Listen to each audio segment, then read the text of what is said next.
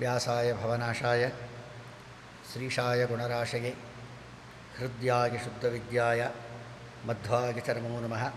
ಹರಿ ಓಂ. ಹಿಂದಿನ ಸಂಚಿಕೆಯಲ್ಲಿ ಹೇಳಿದಂತೆ ಹನುಮಂತ ದೇವರು ಲಂಕಾಪಟ್ಟಣಕ್ಕೆ ಬೆಂಕಿ ಹಚ್ಚಿ ರಾವಣ ಮತ್ತು ಇಂದ್ರಜಿತ್ತಿನ ಗಡ್ಡಗಳಿಗೆಲ್ಲ ಬೆಂಕಿ ಹಚ್ಚಿ ಅಲ್ಲಿಂದ ಹಾರಿಕೊಂಡು ಈ ಕಡೆ ಬರ್ತಾರೆ.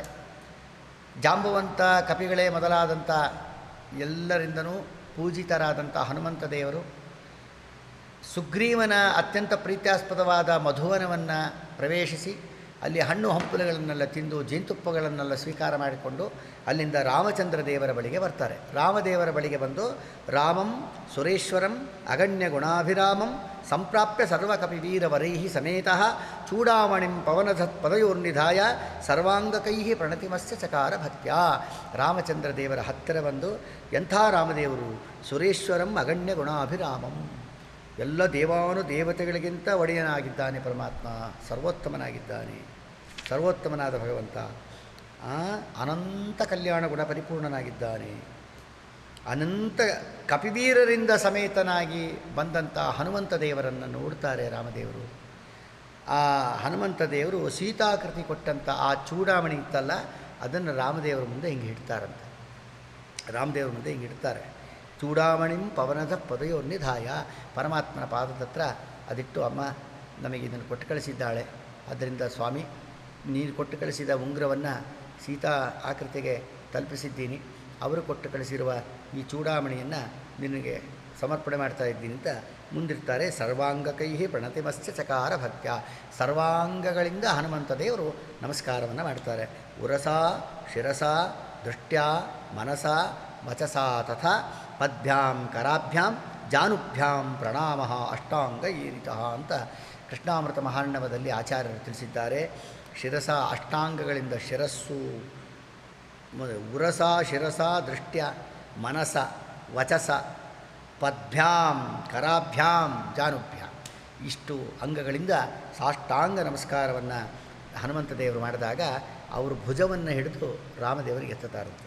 ರಾಮೋಪಿ ನಾಣ್ಯದನುದಾತು ಮನುಷ್ಯಯೋಗ್ಯಂ ಅತ್ಯಂತ ಭಕ್ತಿಭರಿತಸ್ಯ ವಿಲಕ್ಷ್ಯ ಕಿಂಚಿತ್ ಸ್ವಾತ್ಮಪ್ರಧಾನಮಧಿಕಂ ಪವನಾತ್ಮಜಸ್ಯ ಕುರ್ವನ್ ಸಮಾಶ್ರಿಷದಮಂ ಪರಮಾಭಿ ತುಷ್ಟಃ, ಕುರ್ವನ್ ಸಮಾಶ್ರಿಷದಮಂ ಪರಮಾಭಿ ತುಷ್ಟಃ.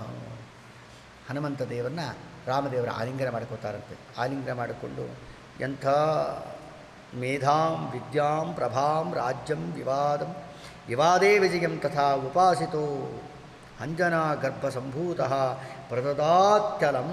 ನಾರದೀಯ ಪುರಾಣದಲ್ಲಿ ಹೇಳ್ತಾರೆ ನೋಡ್ರಿ, ಒಳ್ಳೆಯ ಜ್ಞಾನ ಬೇಕಾ, ವಿದ್ಯಾ ಬೇಕಾ, ತೇಜಸ್ಸು ಬೇಕಾ, ರಾಜ್ಯ ಬೇಕಾ, ಒಳ್ಳೆಯ ಪಾಂಡಿತ್ಯ ಬೇಕಾ, ಮಾಡುವ ಕಾರ್ಯಗಳಲ್ಲಿ ವಿಜಯ ಸಾಧಿಸಬೇಕಾ, ಇದೆಲ್ಲದಕ್ಕೂ ಹನುಮಂತ ದೇವರ ಚರಿತ್ರೆಯನ್ನು ಕೇಳ್ರಿ, ನಿಮಗಿವೆಲ್ಲ ಸಿಗ್ತಾವೆ ಅಂತ ನಾರದೀಯ ಪುರಾಣದಲ್ಲಿ ಈ ಮಾತನ್ನು ವಿಶೇಷವಾಗಿ ಹೇಳ್ತಾರೆ. ಅಷ್ಟೇ ಅಲ್ಲ, ದುಷ್ಟ ಅನಿಷ್ಟಗಳು, ಕಷ್ಟಗಳು, ಶತ್ರುಗಳು, ರೋಗಗಳು, ಉಪದ್ರವಗಳು ಎಲ್ಲ ನಾಶವಾಗ್ತವೆ. ಅಪೇಕ್ಷಿತ ಎಲ್ಲ ಒಳ್ಳೆಯ ಆರೋಗ್ಯ ಬರುತ್ತೆ, ಒಳ್ಳೆಯ ಜ್ಞಾನ ಬರುತ್ತೆ, ಒಳ್ಳೆಯ ಸಂಪತ್ತು ಬರುತ್ತೆ, ಒಳ್ಳೆಯ ಆಯುಷ್ಯವಂತರಾಗ್ತಾರೆ, ಒಳ್ಳೆಯ ಜ್ಞಾನವಂತರಾಗ್ತಾರೆ. ಆದ್ದರಿಂದ ಅನಿಷ್ಟ ನಿವೃತ್ತಿ ಆಗುತ್ತೆ, ಇಷ್ಟ ಪ್ರಾಪ್ತವಾಗುತ್ತೆ ಅಂತ ಹೇಳ್ತಾರೆ. ಇಂಥ ಹನುಮಂತ ದೇವರನ್ನು ಆಲಿಂಗನ ಮಾಡಿಕೊಂಡ ರಾಮಚಂದ್ರ ದೇವರು ಅವರಿಗೆ ಸಹಭೋಗವನ್ನೇ ಕೊಟ್ಟು ವಿಶೇಷವಾಗಿ ಅನುಗ್ರಹ ಮಾಡಿದ್ದಾರೆ ಅಂತ ಶಾಸ್ತ್ರದಲ್ಲಿ ವಿಶೇಷವಾಗಿ ನಮಗೆ ತಿಳಿಸಿಕೊಡ್ತಾರೆ. ಆದ್ದರಿಂದ ಈ ಸುಂದರಕಾಂಡದ ಪ್ರವಚನ ಮಾಲಿಕೆಯನ್ನು ಯಾರು ಶ್ರವಣ ಮಾಡ್ತೀರೋ ಪ್ರತಿಯೊಬ್ಬರಿಗೂ ಪರಮಾತ್ಮ ಆಯುಷ್ಯ, ಆರೋಗ್ಯ, ಸಂಪತ್ತನ್ನು ವಿಶೇಷವಾಗಿ ಕೊಡ್ತಾರೆ.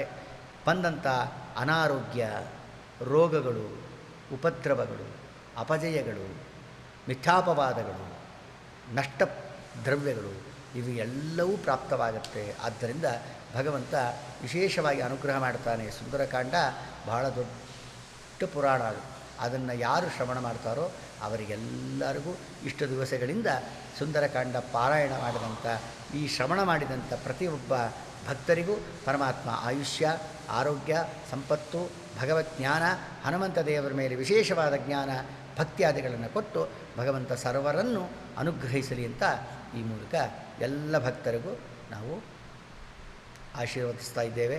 ಎಲ್ಲರಿಗೂ ಮಂಗಳವಾಗಲಿ. ಹರಿಯೇ ನಮಃ. ಶ್ರೀಕೃಷ್ಣಾರ್ಪಣಮಸ್ತು.